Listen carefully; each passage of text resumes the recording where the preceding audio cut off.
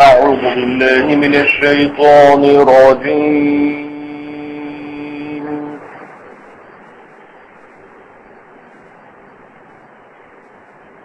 بسم الله الرحمن الرحيم.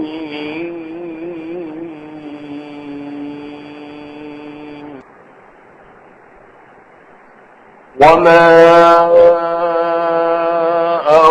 أرسلناك إلا كافة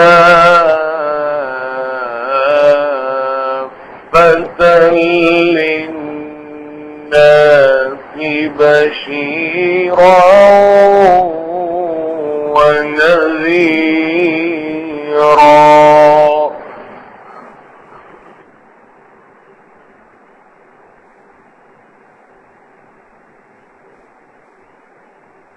ولكن أكثر الناس لا يعلمون.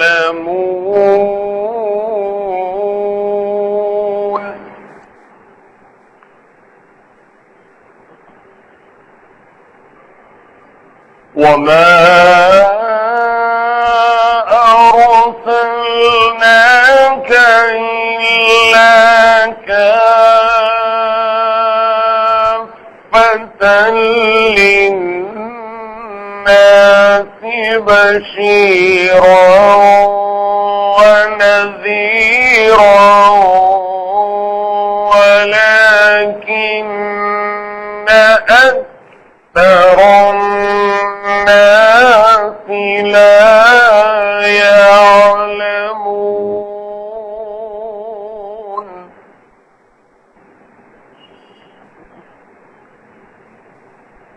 ويقولون متى هذا الوعد إن كنتم صادقين.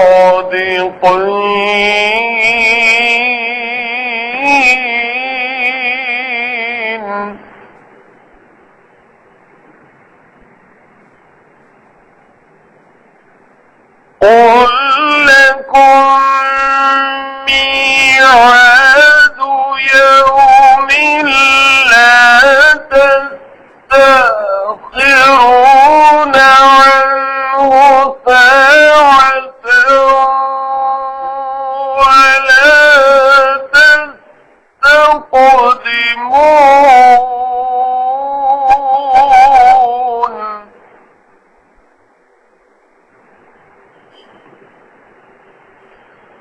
وقال الذين كفروا لن نؤمن بهذا القرآن ولا بالذي بين يديه ولو ترى إذ الظالمون موقوفون عند ربهم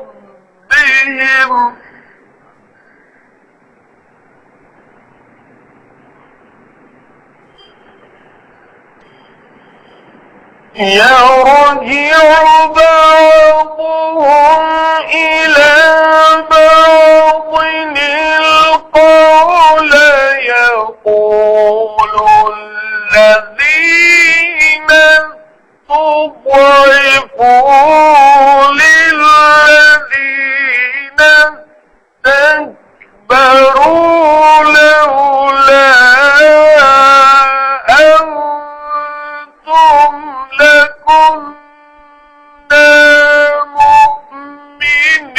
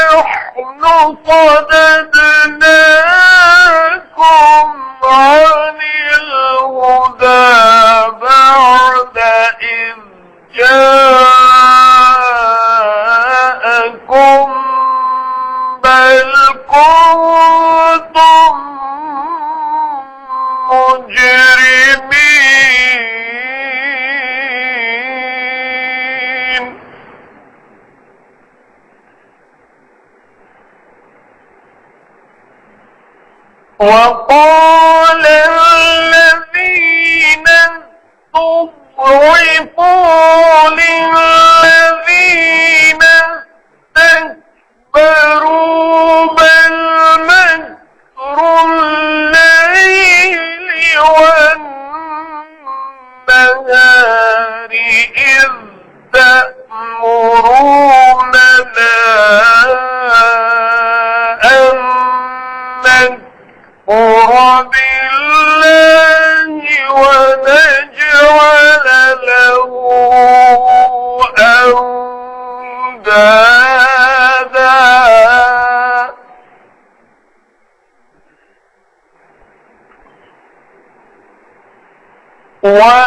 وأسروا الندامة لما رأوا العذاب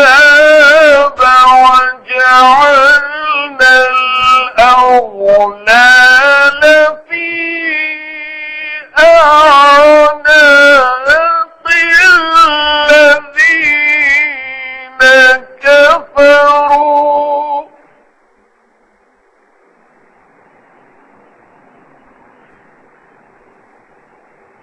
هل يجزون إلا ما كانوا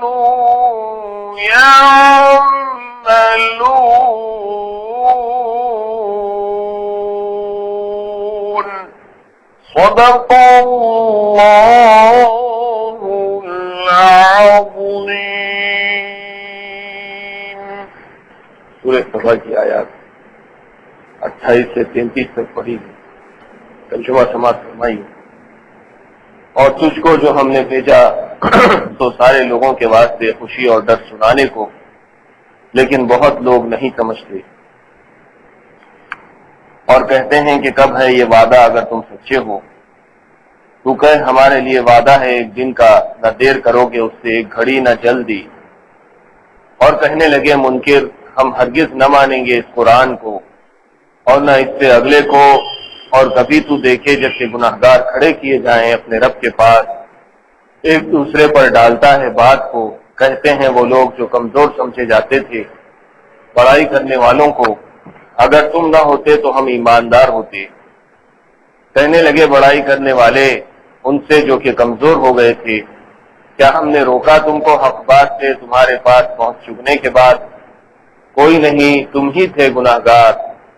اور کہنے لگے وہ لوگ جو کمزور گنے گئے تھے بڑائی کرنے والوں کو، کوئی نہیں پر فریب سے رات دن کے جب تم ہم کو حکم کیا کرتے تھے کہ ہم نہ مانیں اللہ کو اور ٹھہرائیں اس کے ساتھ برابر کے ساجی، اور چھپے چھپے پچھتانے لگے جب دیکھ لیا عذاب. اور ہم نے ڈالے ہیں توق گردنوں میں منکروں کے، وہی بدلہ پاتے ہیں جو عمل کرتے ہیں. ان آیات میں دو حصے ہیں. پہلی آیت ایک حصہ ہے اور اس کے بعد والی آیت میں دوسرا حصہ ہے. پہلی آیت میں حضور نبی کریم صلی اللہ علیہ وسلم کی رسالت کے بارے میں اللہ تعالیٰ نے فرمایا کہ آپ کی رسالت تمام جہان کے لیے ہے اور قیامت تک کے لیے ہے. اور آپ صلی اللہ علیہ وسلم کو اللہ تعالیٰ نے تمام جہانوں کے لیے ڈرانے والا اور خوشخبری دینے والا بنا کر بھیجا ہے. لیکن اس حقیقت سے اکثر لوگ واقف نہیں ہیں. اور ہم نے تو آپ کو تمام لوگوں کے واسطے، خواہ جن ہوں یا انسان، عرب ہوں یا عجم، موجود ہوں یا آئندہ آنے والے ہوں، سب کے لیے پیغمبر بنا کر بھیجا ہے. ایمان لانے پر ان کو ہماری رضا و ثواب کی خوشخبری سنانے والا، اور ایمان نہ لانے پر ان کو ہمارے غضب اور عذاب سے ڈرانے والا. لیکن اکثر لوگ نہیں سمجھتے، جہالت یا عناد کی وجہ سے انکار و تکذیب کرنے لگ جاتے ہیں. جہالت مطلب یہ کہ آدمی کو علم نہ ہو، وہ جانتا نہ ہو. عام طور پر تو معنی جہالت کے یہی لیے جاتے ہیں کہ آدمی کو علم نہ ہو، معلومات نہ ہو، وہ اننون ہو، اگنورینٹ ہو. لیکن جہالت کا اصل مفہوم صرف معلومات کا نہ ہونا نہیں، بلکہ جہالت ایک خاص قسم کی صفت ہے جس میں انسان معلومات رکھنے کے باوجود مانتا نہیں اور اس کو ماننے سے انکار کر دیتا ہے، حالانکہ اس کو معلوم ہوتا ہے کہ فلاں بات صحیح ہے۔ اس خاص صفت کا نام جہالت۔ عام مفہوم میں تو جہالت معلومات کے نہ ہونے کو سمجھا جائے گا، لیکن ایک خاص صفت ہے وہ جس کی وجہ سے بہت سے لوگ معلومات رکھنے کے باوجود یا تو اس پر عمل نہیں کرتے یا ان معلومات کو حقیقی معنوں میں مانتے نہیں۔ چنانچہ مشرکین عرب کا بھی یہی حال تھا کہ وہ لوگ معلومات تو رکھتے تھے اور حقائق سے واقف تھے، اس کے باوجود بہت ساری چیزوں کو انہوں نے ماننے سے انکار کر دیا، اسی وجہ سے ان کو بھی جاہل قرار دیا گیا۔ آج بھی بہت سے لوگوں کو دیکھا جاتا ہے کہ پڑھے لکھے ہوتے ہیں، بظاہر سمجھدار ہوتے ہیں، بڑی بڑی یونیورسٹی کی ڈگریاں رکھتے ہیں، لیکن ان کا برتاؤ جو ہوتا ہے وہ جاہلانہ ہوتا ہے۔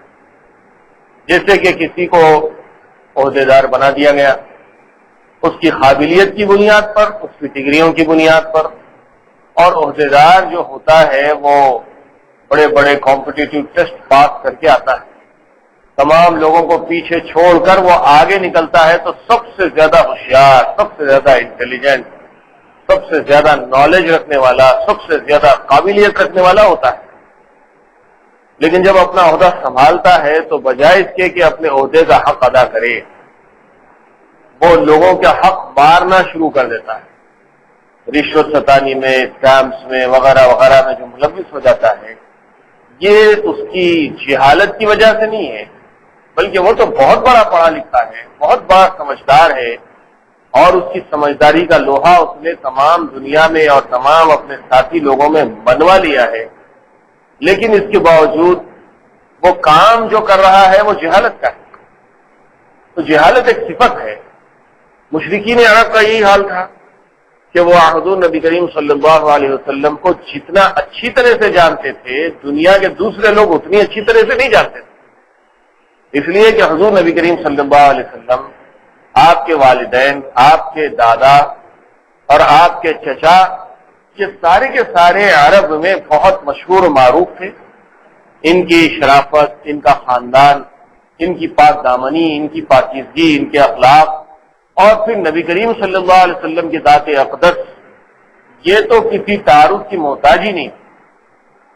قرآن مجید گواہی دیتا ہے کہ یہ لوگ نبی کریم صلی اللہ علیہ وسلم کو ایسے پہچانتے تھے جیسے لوگ اپنے بیٹوں کو پہچانتے، اور 40 سال تک کے نبی کریم صلی اللہ علیہ وسلم کی حیات طیبہ پورے عرب کے سامنے کھلی کتاب کی طرح تھی۔ آپ کا بچپن کتنا پاکیزہ رہا، آپ کی جوانی کتنی پاک دامن رہی اور کتنی بااخلاق رہی، عدل کا، انصاف کا، امانت داری کا، صدق و صفا کا بہترین نمونہ تھی نبی کریم صلی اللہ علیہ وسلم کی ذات پاک۔ لیکن اس کے باوجود جب نبی کریم صلی اللہ علیہ وسلم نے اللہ کا کلام لوگوں کو سنایا اور لوگوں کو کہا کہ دیکھو میری زندگی تمہارے سامنے ہے، میں نے کبھی جھوٹ نہیں کہا، اگر اس پہاڑ کے اوپر ٹھہر کر میں تم کو یہ بات بتاؤں کہ اس کے پیچھے ایک فوج ہے چھپی ہوئی جو تم پر حملہ کرنے والی ہے، تو کیا تم میری بات کا اقرار نہیں کرو گے؟ تو سب نے کہا کہ آپ کی بات کو ہم مان لیں گے، بالکل آپ تو سچ کہنے والے ہیں، اگر کوئی دشمن ہے اس پہاڑ کے پیچھے اور وہ ہم پر حملہ کرنے والا ہے، ایسی کوئی بات ہے تو آپ بالکل سچ کہہ رہے ہیں۔ تو نبی صلی اللہ علیہ وسلم نے کہا کہ بس ایسے ہی سمجھو کہ تم لوگ سب یہ بات کہہ دو کہ اللہ کے سوا کوئی معبود نہیں ہے تو تم کامیاب ہو جاؤ۔ تو یہ بات لوگوں نے یہاں تک تو سب مانتے تھے کہ محمد سچے ہیں، امانت دار ہیں، عدل و انصاف کرنے والے ہیں، آپ کی زندگی بالکل پاک و صاف رہی ہے، ہر قسم کے گناہ سے، بدکاری سے، برائی سے، جھوٹ سے آپ بچے ہوئے رہیں۔ لیکن جیسے ہی آپ نے یہ کہا کہ قولوا لا الہ الا اللہ تفلحوا، تو سارے لوگ دشمن، اور وہ جو سب سے قریب تھے، جو چچا تھے، انہوں نے بھی نبی صلی اللہ علیہ وسلم پر پتھر اٹھا کر مارنا شروع کیا۔ تو یہ بات بتا رہی ہے کہ جانتے تو تھے وہ کہ محمد سچے ہیں، علم نہیں تھا ان کو اسی بات نہیں. حقیقت میں وہ علم رکھتے تھے کہ محمد کے سوا سارے مکے میں کوئی سچا اور پکا نہیں، لیکن اس کے باوجود جہالت کا یہ مظاہرہ کیا کہ پتھر مارنے لگے. اور یہ مظاہرہ جہالت کا بڑے لمبے عرصے تک کے جاری تھا، یہاں تک کہ نبی کریم صلی اللہ علیہ وسلم کو مکہ چھوڑ کر مدینہ جانا پڑا. اور درمیان میں بے شمار ایسے واقعات پیش آئے جس میں یہ بات ثابت ہو چکی تھی کہ عرب کا بچہ بچہ، بوڑھا، جوان، عورت، مرد سب جانتے تھے کہ محمد اپنے دعوی نبوت میں بالکل سچے. ایک مرتبہ مکے میں حضور صلی اللہ علیہ وسلم رات کا وقت ہے، تہجد پڑھ رہے ہیں، قرآن مجید کی تلاوت ہو رہی ہے، اور یہ لوگ قرآن تو سنتے تھے، بظاہر سامنے انکار کرتے تھے، نام رکھتے تھے شاعری ہے، مجنون کا کلام ہے، کہانت ہے اور دیوانے کی بڑھ ہے. یہ سب باتیں تو ظاہر میں لوگوں کے سامنے کیا کرتے تھے، لیکن ان کا دل اندر سے چاہتا تھا کہ قرآن بڑا عجیب کلام ہے، اس میں بڑا لطف ہے، بڑی شیرینی ہے، بڑی فصاحت و بلاغت ہے، اس کے سننے میں بڑا مزہ آتا ہے. چنانچہ رات میں چپکے چپکے نبی کریم صلی اللہ علیہ وسلم کے مکان کے قریب آ کر ابو جہل، عتبہ، شیبہ، ابو سفیان، 4-5 سرداران قریش حضور نبی کریم صلی اللہ علیہ وسلم کے مکان کے مختلف کونوں کے باہر کھڑے ہو اور قرآن سننے لگے. جب صبح ہوئی اور نبی کریم صلی اللہ علیہ وسلم کی نماز ختم ہوئی تو یہ چاروں کے چاروں نکل کر واپس جانے لگے، اور چلتے چلتے راستے میں ایک موڑ پر چاروں کی ملاقات ہوئی، اور انہوں نے آپس میں ایک دوسرے کو جو دیکھا تو سٹپٹا گئے، اور ہر کوئی دوسرے سے پوچھنے لگا کہ بھئی تم اتنی رات کے بعد صبح جبکہ ابھی سورج بھی طلوع نہیں ہوا ہے کہاں سے آ رہے ہیں؟ تو دوسرا پوچھنے لگا تم کہاں سے آ رہے ہیں، تیسرا پوچھنے لگا تم کہاں سے آ رہے ہیں، چوتھا پوچھنے لگا تم کہاں سے آ رہے ہیں. اب ہر ایک دوسرے سے ڈرا ہوا ہے کہ کہیں ہماری پول نہ کھل جائے. تو بہرحال ایک نے ہمت کی اور کہا کہ دیکھو بھائی بالکل سچ بات بتاتا ہوں کہ ہم رات میں جو ہے محمد کے مکان کے پاس گئے تھے اور ہم کو جو ہے قرآن سننے کے اندر بڑا لطف آ رہا تھا، اس لیے ہم قرآن سننے کے لیے گئے تھے.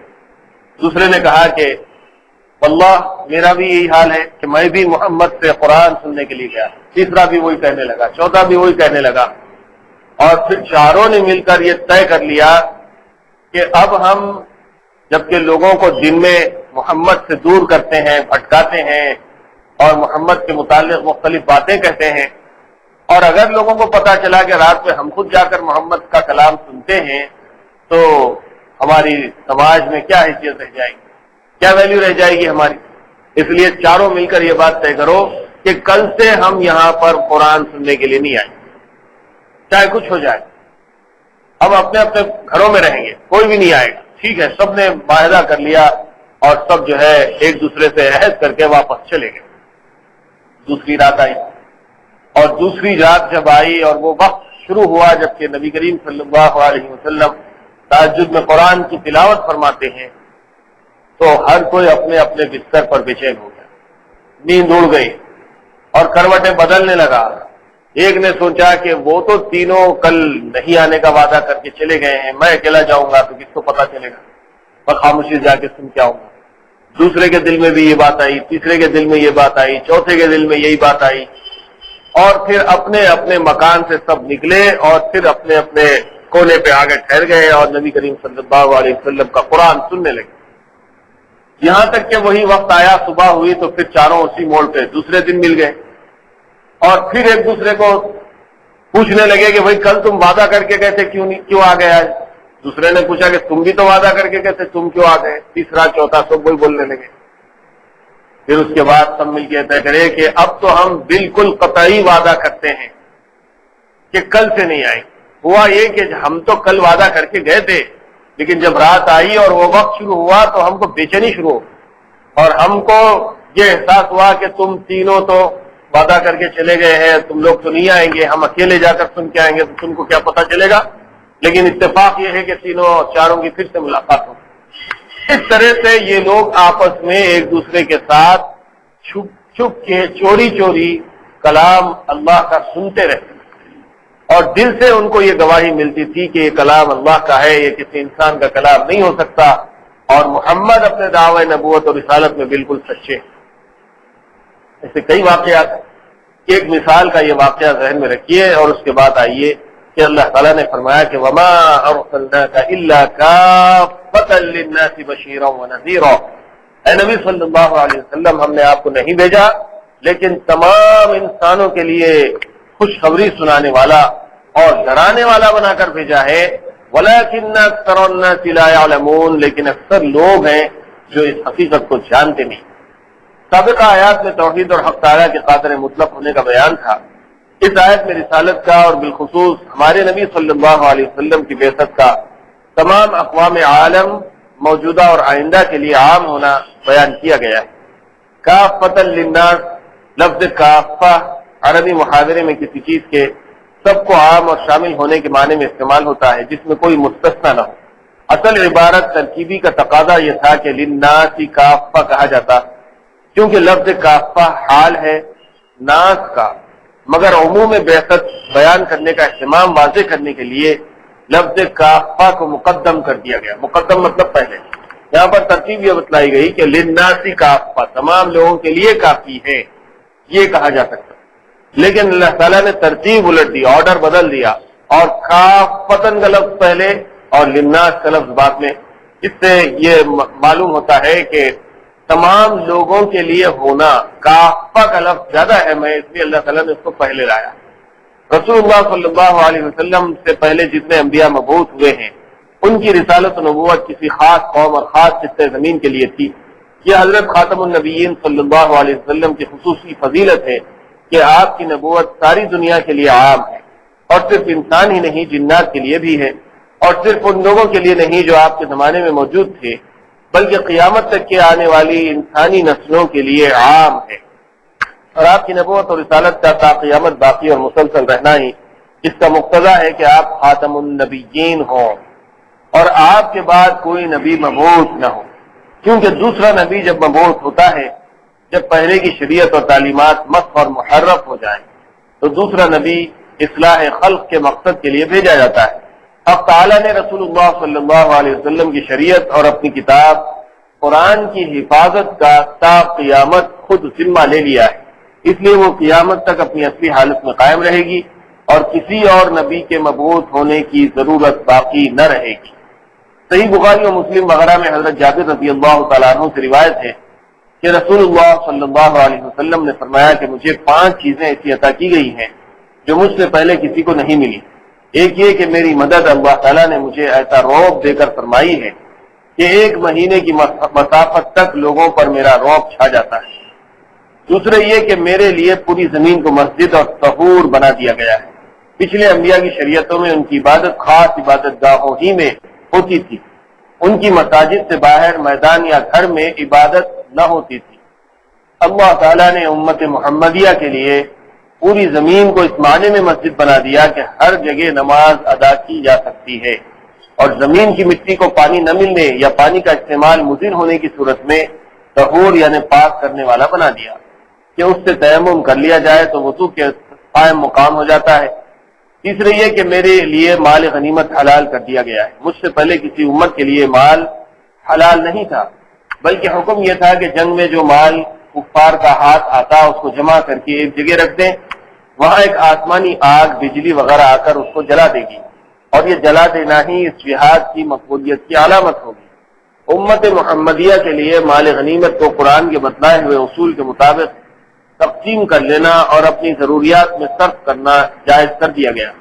چوتھے یہ کہ مجھے شفاعت کبریٰ کا مقام عطا کیا گیا، یعنی حشر کے میدان میں جس وقت کوئی پیغمبر شفاعت کی ہمت نہ کرے گا مجھے اس وقت شفاعت کا موقع دیا جائے گا۔ پانچویں یہ کہ مجھ سے پہلے ہر نبی اپنی مخصوص قوم کی طرف بھیجا جاتا تھا، مجھے تمام اقوام عالم کی طرف پیغمبر بنا کر بھیجا گیا ہے۔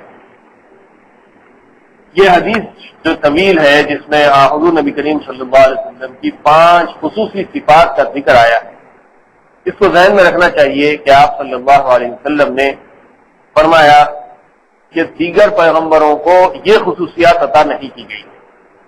سب سے پہلی خصوصیت یہ ہے کہ اللہ تعالیٰ نے مجھے روب کے ذریعے سے مدد فرمائی۔ نبی کریم صلی اللہ علیہ وسلم کا روب ایسا چھا جاتا تھا لوگوں کے دلوں پر کہ دور سے ہی وہ آپ صلی اللہ علیہ وسلم کے نام سے ڈر جاتے تھے، ہیبت طاری ہو جاتی تھی ان کے اوپر۔ اور دوسرا وقت یہ بیان کیا گیا کہ تمام زمین کو نبی صلی اللہ علیہ وسلم کے لیے اور آپ کی امت کے لیے مسجد بنا دیا گیا۔ اور یہاں مسجد کا مطلب یہ جیسی مسجد کی عمارت ہوتی ہے جس میں خاص طور سے صرف نمازی ادا کی جاتی ہے، ویسی مسجد نہیں ہے، بلکہ آدمی جس کسی بھی علاقے میں ہو، زمین کے کسی بھی حصے میں ہو، اگر وہاں قریب میں مسجد نہیں ہے یا وہ کسی وجہ سے مسجد نہیں جا سکتا ہے تو جہاں پر بھی وہ ہو وہیں پر وہ نماز ادا کر سکتا ہے۔ اس معنی میں یہ مسجد بنا دی گئی۔ وجہ اس کے خصوصیت کے ساتھ بیان کرنے کی یہ ہے کہ دیگر پیغمبروں کے لیے یہ خصوصی رعایت نہیں تھی۔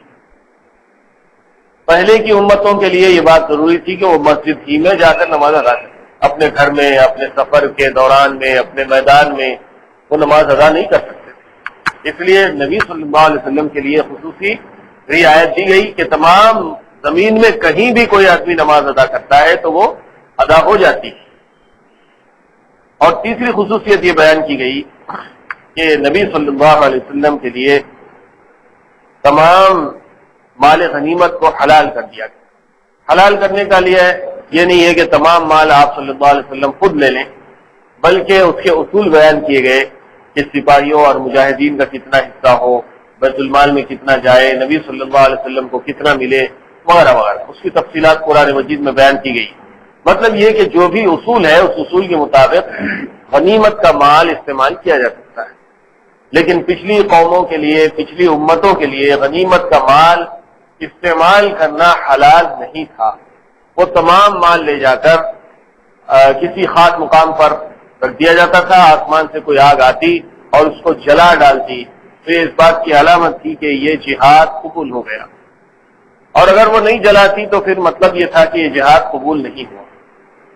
مال غنیمت کہتے ہیں جب جہاد ہوتا ہے، جنگ ہوتی ہے کافروں سے، اس کے بعد کافر جو مال چھوڑ کر بھاگ جاتے ہیں، چاہے وہ مال کی کوئی شکل کیوں نہ ہو، روپیہ پیسہ ہی نہیں بلکہ ان کا ہتھیار ہے، ان کے استعمال کی چیزیں ہیں، ان کے کھانے پینے کا سامان ہے، ان کی سواریاں ہیں، جو کچھ کے مال وہ چھوڑ کر بھاگ جاتے ہیں، یا دشمن کے سپاہی جو قید ہو جاتے ہیں اور ان کے ساتھ جو مال ہوتا ہے وہ سب کا سب مسلمانوں کی ملکیت ہو جاتا ہے، اور اس کے خاص اصول کے تحت وہ مسلمانوں کے درمیان میں تقسیم ہوتا ہے، اس کو استعمال کیا جاتا ہے، اس کو مال غنیمت کہتے ہیں۔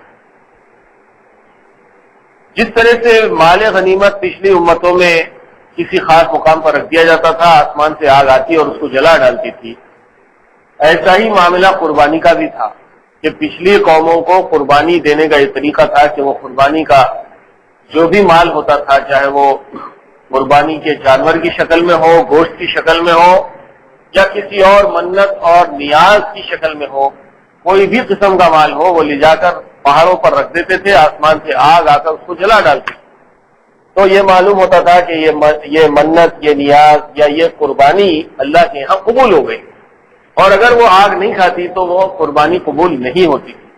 لیکن امت محمدیہ کے لیے یہ خاص رعایت کی گئی ہے کہ یہاں پر بھی قربانی کرنے والا استعمال کر سکتا ہے، اس کا گوشت خود کھا سکتا ہے، رشتہ داروں کو، دوست احباب کو، غریب و غربا کو، مساکین کو وہ گوشت دے سکتا ہے اور وہ اس کو خوشی سے کھا سکتے ہیں۔ یہ بھی امت محمدیہ کی خصوصیت ہے، لیکن یہاں پر صرف مال غنیمت کا ذکر کیا گیا ہے۔ پھر چوتھا وقت نبی کریم صلی اللہ علیہ وسلم کا یہ بیان کیا گیا کہ آپ صلی اللہ علیہ وسلم کو شفاعت کبریٰ کا مقام عطا کیا جائے گا قیامت کے دن، جبکہ تمام امت کی تمام لوگ اس بات کے منتظر ہوں گے کہ اللہ تعالیٰ حساب کتاب کو شروع کرے، اور وہ لوگ جائیں گے مختلف پیغمبروں کے پاس، آدم علیہ السلام، نوح علیہ السلام، ابراہیم علیہ السلام، عیسیٰ علیہ السلام، تمام پیغمبروں کے پاس جانے کے بعد آخر میں نبی کریم صلی اللہ علیہ وسلم کے پاس آئیں گے، تو نبی صلی اللہ علیہ وسلم کو اللہ تعالیٰ اس بات کی اجازت دیں گے کہ وہ تمام کی شفاعت کریں، اور اس کے بعد سے حساب کتاب شروع ہوگا، اس کو شفاعت کبریٰ کریں۔ پانچویں صفت نبی صلی اللہ علیہ وسلم نے فرمائی کہ تمام انبیاء کو مخصوص علاقوں کے لیے، مخصوص زمانے کے لیے اور مخصوص علاقے کے لوگوں کے لیے نبی بنا کر بھیجا جاتا تھا۔ ابراہیم علیہ السلام خاص زمانے تک نبی، نوح علیہ السلام اگرچہ کے 950 سال تک کے پیغمبر رہے لیکن اسی زمانے کے لیے تھے جس زمانے تک کے وہ تھے۔ اس کے بعد پھر دوسرے پیغمبر آنا شروع ہوئے تو ان کی نبوت کا سلسلہ، ان کی شریعت کا سلسلہ شروع ہو گیا۔ اسی طرح تمام پیغمبروں کا یہی حال تھا کہ وہ اپنے اپنے زمانے تک، اپنے اپنے مقام تک محدود تھے، اور پھر ایک ایک زمانے میں مختلف علاقوں میں کئی پیغمبر بھی رہے ہیں۔ جیسے لوط علیہ السلام، ابراہیم علیہ السلام کا زمانہ ایک ہی تھا، ایک علاقے میں لوط علیہ السلام آئے، دوسرے علاقے میں ابراہیم علیہ السلام آئے، ایک علاقے میں موسیٰ علیہ السلام تھے تو دوسرے علاقے میں شعیب علیہ السلام بھی تھے، اور پھر موسیٰ علیہ السلام کے ساتھ ہارون علیہ السلام بھی تھے۔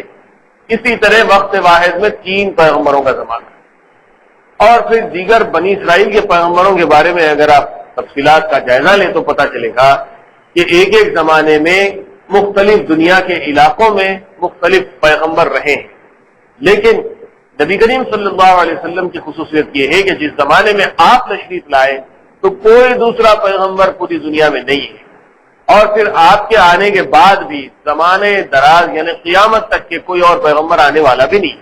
اس لیے آپ صلی اللہ علیہ وسلم کی رسالت عالمین کی رسالت ہے، آپ کی نبوت عالمین کی نبوت ہے۔ اسی لیے اللہ تعالیٰ نے جہاں بھی آپ کا ایک خاص وصف استعمال فرمایا ہے تو عالمین کا لفظ استعمال فرمایا ہے۔ یہاں پر بھی فرمایا کہ وما ارسلناک الا کافۃ للناس بشیرا ونذیرا، تمام انسانوں کے لیے آپ کو بشیر و نذیر بنا کر بھیج دیا گیا، اور دوسری جگہ فرمایا وما ارسلناک الا رحمۃ للعالمین، تمام عالمین کے لیے آپ کو رحمت بنا دیا گیا۔ تو یہ نبی صلی اللہ علیہ وسلم کی نبوت کی وسعتیں ہیں جس کی کوئی انتہا نہیں ہے۔ دوسرا حصہ ہے آیتوں کا، جیسے کہ میں نے پہلے عرض کیا کہ آج کی آیتیں 2 حصوں پر مشتمل ہیں۔ پہلا حصہ نبی صلی اللہ علیہ وسلم کی عالمی رسالت کے سلسلے میں تھا، اور دوسرا حصہ ہے قیامت کا ایک منظر۔ قرآن مجید میں اللہ تعالیٰ نے قیامت کے مختلف مناظر مختلف جگہوں پر بیان کیے ہیں، یہاں پر بھی ایک خاص منظر بیان کیا جا رہا ہے۔ پہلے تو لوگ جب ان کے سامنے قیامت کے بارے میں کہا جاتا ہے تو کہتے ہیں کہ پتہ نہیں کب آئے گی قیامت، وہ آتی نہیں آتی نہیں معلوم، ہم نہیں سمجھتے کہ قیامت کبھی آنے والی ہے، ایسی باتیں لوگ کیا کرتے ہیں۔ تو انہی کے اس قسم کی گفتگو کا جواب دیا جا رہا ہے۔ وَيَقُولُونَ مَتَىٰ هَٰذَا الْوَعْدُ إِن كُنتُمْ صَادِقِينَ، لوگ کہتے ہیں کہ وہ وعدہ جس کے بارے میں آپ کہتے ہیں کب آئے گا، اگر آپ سچے ہیں تو بتائیے، کوئی دن تاریخ، کس صدی میں آئے گا، کس سال میں آئے گا، کس دن میں آئے گا، کس وقت میں آئے گا، اس کی ساعت کیا ہوگی، اس کا ٹائم کیا ہوگا، لوگ سوال کیا کرتے ہیں۔ یقولون متی ھذا الوعد، کب آئے گا وہ وعدہ، ان کنتم صادقین، اگر آپ اپنے دعوے میں سچے ہیں تو بتائیے۔ قل لکم میعاد یوم لا تستأخرون عنہ ساعۃ ولا تستقدمون، اے نبی صلی اللہ علیہ وسلم آپ کہہ دیجئے کہ وہ وعدہ یعنی وہ قیامت کا دن ایک دن ضرور آئے گا، لیکن جس وقت وہ آئے گا تو اس کے آنے کے مقررہ وقت میں ایک گھڑی آگے ہوگا نہ ایک گھڑی پیچھے ہوگا، لیکن صحیح وقت کا تعین، اس کا ٹائم کب فکس ہے وہ تو اللہ ہی کو معلوم ہے، اس کے بارے میں ہم نہیں بتا سکتے، لیکن جب آئے گا اپنے وہ مقررہ وقت پر تو ایک ساتھ آگے نہ ایک ساتھ پیچھے۔ لا ولا تستقدمون، لا يستأخرون عنہ ساعۃ ولا يستقدمون، نہ تاخیر ہوں گی اس میں ایک سیکنڈ کی، نہ تقدیم ہوگی ایک سیکنڈ۔ تاخیر کہتے ہیں ڈیلے ہونا، تقدیم کہتے ہیں وقت سے پہلے ہو جاتا، تو تقدیم بھی نہیں ہوگی تاخیر بھی نہیں ہوگی، اپنے وقت پر وہ آئے گا۔ وقال الذين كفروا لن نؤمن بهذا القرآن ولا بالذي بين يديه، اور کہنے لگے منکر ہم ہرگز نہ مانیں گے اس قرآن کو اور نہ اس کے اگلے کو۔ ولو ترى إذ الظالمون موقوفون عند ربهم، اور کبھی تو دیکھے جب کہ گناہگار کھڑے کیے جائیں اپنے رب کے پاس، يرجع بعضهم إلى بعض القول، ایک دوسرے پر ڈالتے رہیں گے بات کو۔ اب یہ قیامت کا جو منظر اس میں پیش کیا گیا ہے وہ اس طرح سے ہے کہ ابھی تو یہ منکرین قیامت کے انکار کر رہے ہیں کہ قیامت کبھی آئے گی نہیں، اور پھر وہ کہہ رہے ہیں کہ ہم اس قرآن کا بھی انکار کرتے ہیں اور آگے یعنی قیامت کے بارے میں جو قرآن کہہ رہا ہے اس کو بھی ہم نہیں مانتے۔ لیکن اے نبی صلی اللہ علیہ وسلم آپ دیکھیں گے کہ جب یہ لوگ اللہ کے حضور حاضر کر دیے جائیں گے، موقوفون عند ربہم، اپنے رب کے سامنے کھڑے کیے جائیں گے، یرجع بعضهم الی بعض القول، اب آپس میں ایک دوسرے کے اوپر الزام ڈالنے لگے. ایک لوگوں کا گروپ دوسرے گروپ کے اوپر الزام ڈالے گا. کیا کرے گا؟ یقول الذین استضعفوا للذین استکبروا لولا انتم لکنا مؤمنین. جو لوگ کمزور تھے دنیا میں، غریب تھے، سماجی اعتبار سے کمزور تھے، پسماندہ تھے، بیکورڈ تھے، اور پسماندہ لوگوں کی عادت یہ ہوتی ہے کہ ترقی یافتہ لوگ بڑے لوگوں کو جس طرح زندگی گزارتے ہوئے دیکھتے ہیں اسی کی کاپی کرتے ہیں. اگرچہ کہ بڑے لوگ جس کو کہتے ہیں دنیا میں، وہ لوگ غریبوں کو یہ نہیں بولتے کہ تم ہمارے جیسی کرو، لیکن وہ لوگ جیسا کرتے ہیں غریب ان کو دیکھ کر ویسے ہی کرنے لگتا ہے. عقائد کا بھی یہی معاملہ ہے کہ بڑے لوگ جو عقیدے رکھتے ہیں تو چھوٹے لوگ بھی وہی عقیدے رکھتے ہیں. غریب یا پسماندہ یا پچھڑے ہوئے طبقات وہی حرکتیں کرتے ہیں جو بڑے لوگ کرتے ہیں. تو وہاں پر ان دونوں کو علیحدہ علیحدہ کھڑا کیا جائے گا اللہ کے حضور میں. اور یہ غریب لوگ، ضعیف لوگ، کمزور لوگ، وہ طاقتور اور متکبر جن کو اللہ تعالیٰ نے دنیا میں جو کچھ بھی دے رکھا تھا اس کی وجہ سے وہ بڑے اکڑتے تھے، تکبر کرتے تھے، ان سے کہیں گے یہ غریب لوگ کہ اگر تم لوگ بیچ میں نہیں ہوتے تو ہم بھی ایمان والے ہوتے. یعنی تمہاری حرکتوں کی وجہ سے ہم یہ سمجھتے تھے کہ تم بڑے لوگ ہیں، سمجھدار لوگ ہیں، تم جو عقیدہ رکھتے ہیں صحیح ہوگا، اسی لیے ہم نے بھی وہی عقیدہ اختیار کیا، ہم نے بھی کفر کیا، شرک کیا. اگر تم نہیں ہوتے تو یقیناً ہم ایمان لاتے اور آج یہ مصیبت میں نہ پڑتے. قال الذین استکبروا للذین استضعفوا، یہ استکبار کرنے والے بڑے لوگ ضعیفوں کمزور لوگوں سے کہیں گے انحن صددناکم عن الہدی، کیا ہم نے تم کو روکا تھا ہدایت اختیار کرنے سے؟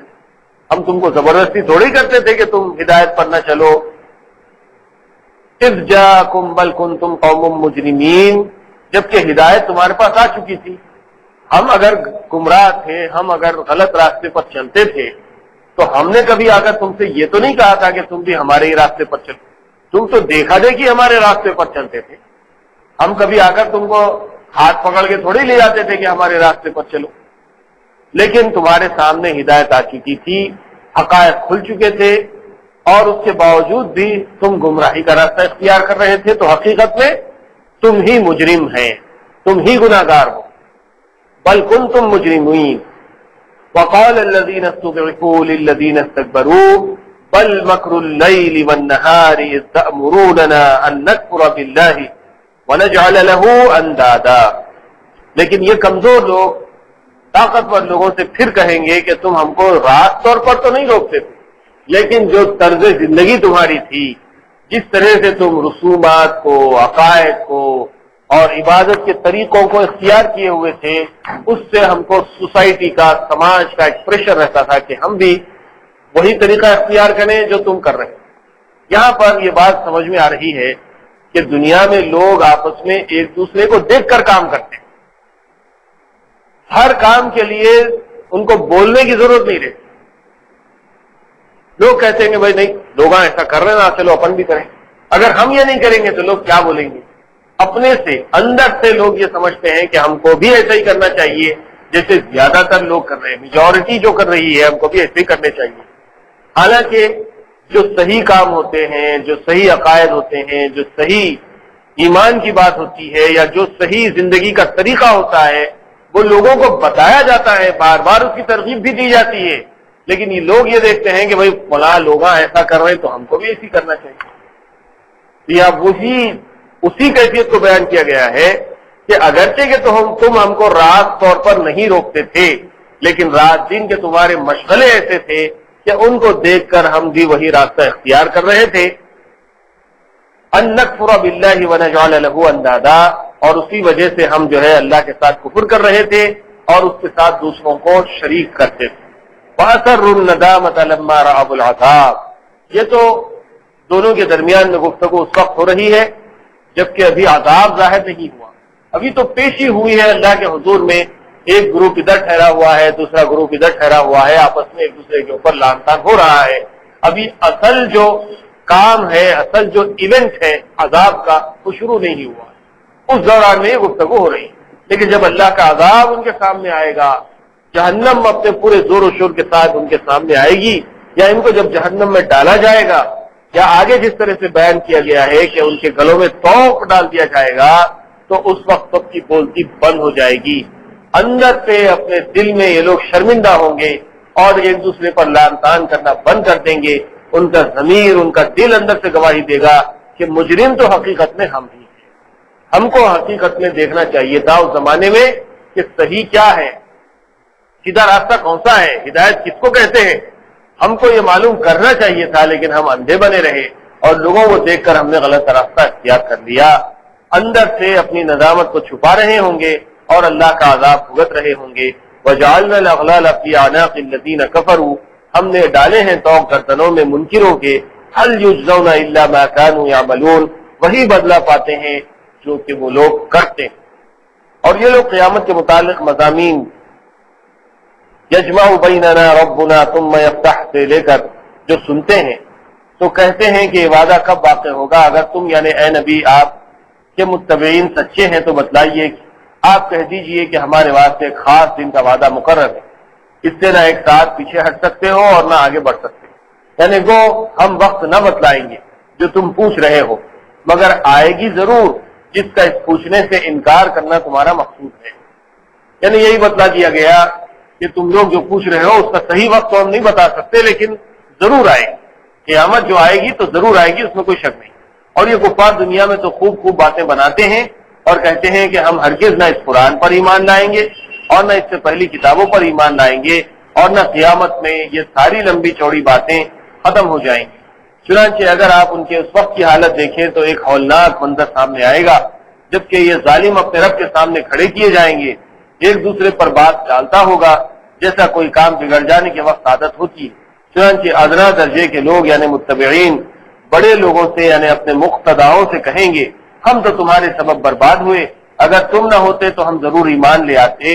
اس پر یہ بڑے لوگ ان ادنا درجے کے لوگوں سے کہیں گے کہ کیا ہم نے تم کو ہدایت پر عمل کرنے سے زبردستی روکا تھا، بات اس لیے کہ وہ ہدایت تم کو پہنچ چکی تھی؟ نہیں، بلکہ تم ہی قصوروار ہو کہ حق کے ظاہر ہونے کے بعد بھی اس کو قبول نہ کیا. اب ہمارے سر دھرتے ہو. اور اس کے جواب میں یہ کم درجے کے لوگ ان بڑے لوگوں سے کہیں گے کہ ہم یہ نہیں کہتے کہ تم نے زبردستی کی تھی، بلکہ تمہاری رات دن کی تدبیروں نے ہم کو روکا تھا. جب تم ہم سے فرمائش کرتے رہتے تھے کہ ہم اللہ کے ساتھ کفر کریں اور اس کے لیے شریک قرار دیں. تدبیروں سے مراد ترغیب و ترغیب ہے، یعنی رات دن کی ان تعلیمات اور ان تدبیرات کا اثر ہو گیا اور ہم تباہ و برباد ہوئے. بس ہم کو تم ہی نے خراب کیا. اور اس گفتگو میں تو ہر شخص دوسرے پر الزام دے گا، مگر دل میں اپنا اپنا قصور بھی سمجھ میں آئے گا. مضلین سمجھیں گے کہ وہ واقعی ہم نے ایسا کیا تو تھا، اور ضالین سمجھیں گے کہ انہوں نے ہم کو غلط راستہ بتلایا تھا، لیکن آخر ہم بھی تو اپنا نفع نقصان سمجھ سکتے تھے. ضرور ہمارا بھی بلکہ زیادہ ہمارا ہی قصور ہے. لیکن وہ لوگ اپنی اس پشیمانی کو ایک دوسرے سے چھپائیں گے جبکہ اپنے اپنے عمل پر عذاب ہوتا ہوا دیکھیں گے تاکہ نقصان میں مزید اضافہ نہ ہو. لیکن آخر میں شدت عذاب سے وہ تحمل جاتا رہے گا اور ان سب کو مشترکہ عذاب دیا جائے گا. ہم کافروں کی گردنوں میں توق ڈالیں گے، جیسا وہ کرتے تھے ویسا ہی تو وہ بھریں گے. یہاں پر یہ تمام آیتوں کی تفسیر کے بعد ایک بات یہ سمجھ میں آتی ہے کہ آج کی دنیا میں غیروں کو اگر یہ اعتراض ہو کہ وہ لوگ ہدایت پر نہیں ہیں، ان کے لیڈر ہیں، ان کے مذہبی پیشوا ہیں، جس کی وجہ سے وہ لوگ اپنے اپنے مذہب پر قائم ہیں. فی الحال ان کو تو چھوڑیے، لیکن ہم مسلمانوں کا بھی اگر جائزہ لیں تو ہمارے اندر بھی بہت سے ایسے لوگ ہیں جو بڑے بھولے بھالے سمجھے جاتے ہیں اور وہ اپنے مذہبی پیشواؤں کے پیچھے چلتے ہیں. کل قیامت کے دن یہ بات ہوگی تو تمام مریدین اپنے مرشدوں سے، اپنے مذہبی پیشواؤں سے یا ان علماء سے، خطیبوں سے جنہوں نے ان کو سیدھا راستہ نہیں دکھایا، حالانکہ وہ مسجدوں کو آتے ہیں، اللہ کا نام لیتے ہیں، کلمہ پڑھتے ہیں، قرآن پڑھتے ہیں، اس کے باوجود بہت ساری چیزوں میں بہت سے لوگ گمراہ نظر آتے ہیں، صحیح راستہ چھوڑ کر دوسرے راستے کو اختیار کیے ہوئے ہیں. تو ان کو بھی ان آیات کی روشنی میں سمجھ لینا چاہیے کہ ہم اپنے پیشواؤں، اپنے بڑے لوگوں کی بات ہمیشہ نہ سنیں. جس حد تک کہ وہ صحیح بات کہہ رہے ہیں وہ تو سن لیں، اور جہاں جہاں ہم کو شبہ ہے کہ کہیں دھوکہ تو نہیں دے رہے، غلط بات تو نہیں بتا رہے، تو پھر ہم کو اپنا راستہ تلاش کرنا چاہیے. اور ہدایت کی تلاش اور جستجو کرنا یہ ہر آدمی کے لیے ضروری ہے. جب تک کہ آدمی خود سے تلاش اور جستجو نہیں کرے گا اس کو صحیح راستہ حاصل نہیں ہوگا. آج بھی کتنے لوگ ہیں جو اپنے اپنے مقتداؤں مطلب مریدوں کو صحیح راستے سے ہٹا کر غلط راستے پر چلا رہے ہیں. کئی مسلمانوں کو روک دیا جاتا ہے کہ قرآن تم نہیں پڑھنا، ترجمہ تم نہیں پڑھنا، تفسیر تم نہیں پڑھنا، فلاں جگہ نہیں جانا، ہم جو بول رہے ہیں سننا، ہم بڑے ہیں ہماری بات ہی تم سننا.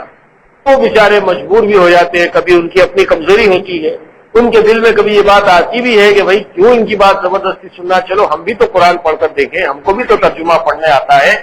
جبکہ قرآن ہمارے گھروں میں رکھا ہوا، ترجمہ ہمارے گھروں میں رکھا ہوا ہے، کچھ تو پڑھیں گے سمجھیں گے آخر حقیقت کیا ہے. اس کے باوجود کہتے ہیں مرشد بورے نہ برسے کافی ہے، کیا کرنے کا ہے. تو قرآن کھول کر دیکھنے کی ان کو توفیق نہیں. یہ تمام حالات بتا رہے ہیں کہ قیامت کے دن جب یہ پیشی ہوگی اللہ کے حضور میں اور مریدین اپنے مرشدوں کے خلاف اگر مقدمہ دائر کریں گے تو مرشد بولیں گے کہ ہم ہی نے تم کو زبردستی تھوڑی گمراہ کیا تھا، ہم نے تم کو روکا کب تھا، تم اپنی مرضی سے، تم خود بھی تو ہدایت پر آنا نہیں چاہتے تھے، اس وجہ سے تم بھی گناہ گار ہے، تم بھی سزاوار ہے. تو مریدین کہیں گے کہ واقعی انہوں نے زبردستی تو نہیں روکا تھا، لیکن تم زبردستی اس طرح سے کرتے تھے کہ کچھ رسومات میں، کچھ اپنے طریقوں میں ہم کو ایسے ملوث کر دیتے تھے کہ ہم انہی کو صحیح دین سمجھ کر تمہارے پیچھے پیچھے چلتے تھے. لیکن جب اللہ کا عذاب آئے گا تو بڑے بھی جائیں گے رپس میں اور چھوٹے بھی جائیں گے، اور دونوں کو مشترکہ عذاب کی اندر لپیٹ دیا جائے گا تو کوئی کسی کو بچا نہیں سکے گا. یہ ایک اٹل حقیقت ہے. قرآن مجید سب کے لیے ہدایت ہے، ہر آدمی پڑھ کر سمجھ سکتا ہے. اس میں جتنی واعظ و نصیحت کی باتیں، جتنی تذکیر کی باتیں، جتنا ایمان اور یقین کی باتیں ہیں وہ تو سب سمجھ سکتے ہیں. رہے مسائل تو کچھ ایسے پیچیدہ مسائل بھی قرآن مجید میں ہیں جو بغیر علماء کے نہیں سمجھے جا سکتے. تو ان مسائل کے لیے تو علماء سے رجوع کرنا ضروری ہے، لیکن جو نصیحت کی بات ہے وہ بات تو قرآن مجید سے ہر آدمی سمجھ سکتا ہے. اس لیے ہر ایک کو چاہیے کہ وہ قرآن مجید کو پڑھیں، سمجھیں، ترجمہ پڑھیں، اپنے گھر والوں کو پڑھائیں اور اس کو سمجھتے ہوئے ہدایت کا راستہ حاصل کرنے کی کوشش کریں. اللہ تعالی ہم سب کو توفیق عطا فرمائے. وآخر دعوانا الحمدللہ رب العالمین. الحمدللہ رب العالمین. اللهم صل على سيدنا محمد وعلى آل سيدنا محمد وبارك وسلم. ربنا ظلمنا أنفسنا وإن لم تغفر لنا وترحمنا لنكونن من الخاسرين. ربنا فاغفر لنا ذنوبنا وكفر عنا سيئاتنا وتوفنا مع الأبرار. رب اجعلني مقيم الصلاة ومن ذريتي ربنا وتقبل دعاء. ربنا اغفر لي ولوالدي وللمؤمنين يوم يقوم الحساب. سبحان ربك رب العزة عما